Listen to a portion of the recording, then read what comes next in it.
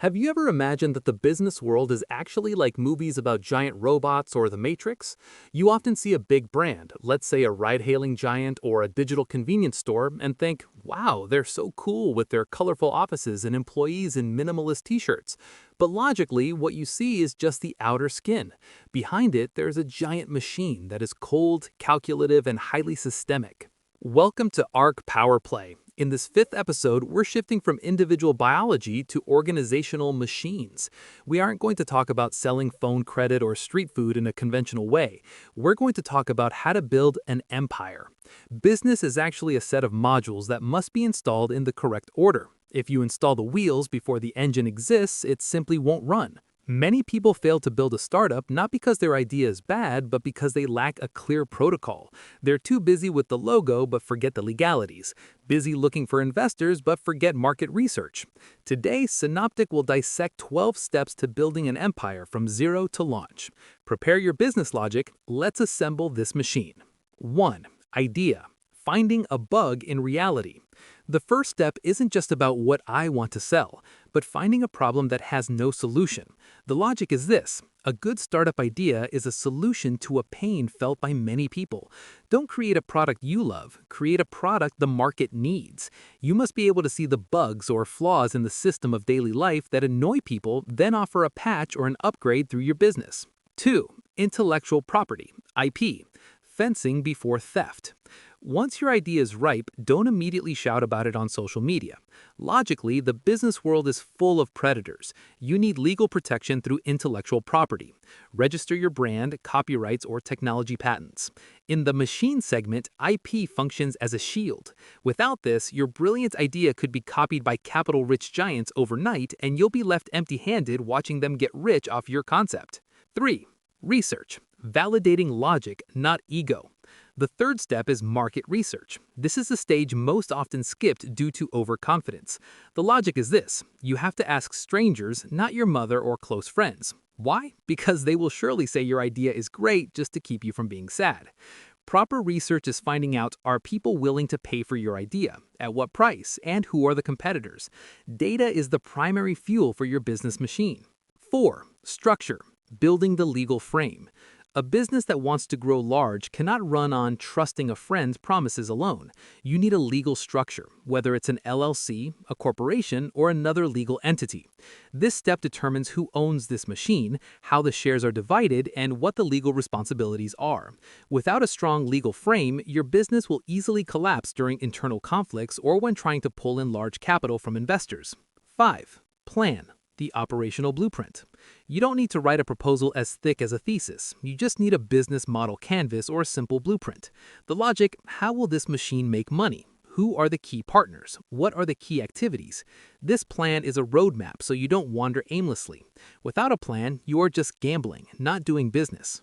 6. Support. Finding fuel and crew. A machine cannot run without fuel, capital, and crew. At this stage, you must find people who have skills you don't possess. If you are great at sales, find a partner who is great at technical stuff. Additionally, you start seeking external support, whether through bootstrapping, your own money, loans, or angel investors. Remember, a solid team is the vital organs for the survival of the machine. 7. Name. Giving the machine an identity. A name isn't just about looking cool. In branding logic, a name must be easy to remember, reflect the solution offered, and most importantly, the internet domain must still be available. The name is the first entry point for consumers.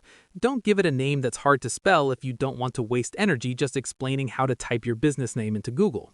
8. Visibility. Starting to install the radar. Before the product is 100% finished, you must already start building visibility. Start creating content, building a community, or releasing teasers. The logic is to build curiosity. When this machine is eventually launched, you already have a line of people wanting to try it. Don't be a secret. An invisible business is no different than a non-existent business.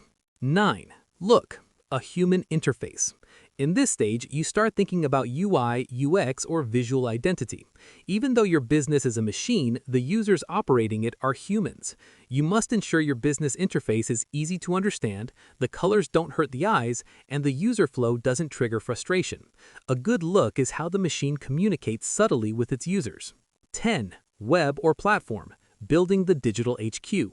This is your headquarters of operations. The website or app is where transactions happen. Technically, you must ensure this headquarters is stable, doesn't crash easily, and secure from hackers. In the digital era, your platform is the physical face of your business. If your web is slow, consumer logic will say, this business is unprofessional. 11. Finance, managing the company's blood. Money is blood. You must have a neat financial recording system from day one. What is your burn rate, money burned each month? When will you reach the break-even point? This step is about keeping the machine alive. Don't get caught up in sales only to realize you're losing money because you don't understand the cost structure. In the machine, numbers are the only honest language. 12. Launch, powering up the machine publicly. The final step, launching. This is the moment of truth. You power up this machine in front of the public. The strategy can involve massive promos, collaborations with influencers, or special events. Launching is not the end of the journey, but the beginning of actual operations. This is where you'll get real feedback, so be ready to keep making improvements or iterations to make your machine perfect. So, why must building an empire go through these 12 steps? Logically, because business is an interdependent system. You can't sell if you don't have IP or legality. If you skip around, you are just building a sandcastle that will crumble at the first wave. A startup is called the machine because once the system is complete, it must be able to run itself even while you, the founder, are asleep. These 12 steps are the assembly process of organizational organs so they can function independently. A beginner's mistake is thinking they are the center of the business, when they should be the architect of the machine. Building a business requires cold logic. Don't use too much emotion when research data says your idea is bad. Don't use emotion when dividing shares.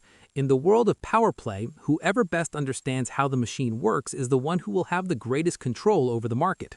Thank you for watching until the end. If you like how we explain complex things to make them make more sense, don't forget to follow Synoptic. We will continue to discuss many everyday things that are actually fascinating as long as they're explained the right way. Synoptic, the world simplified, one thought at a time.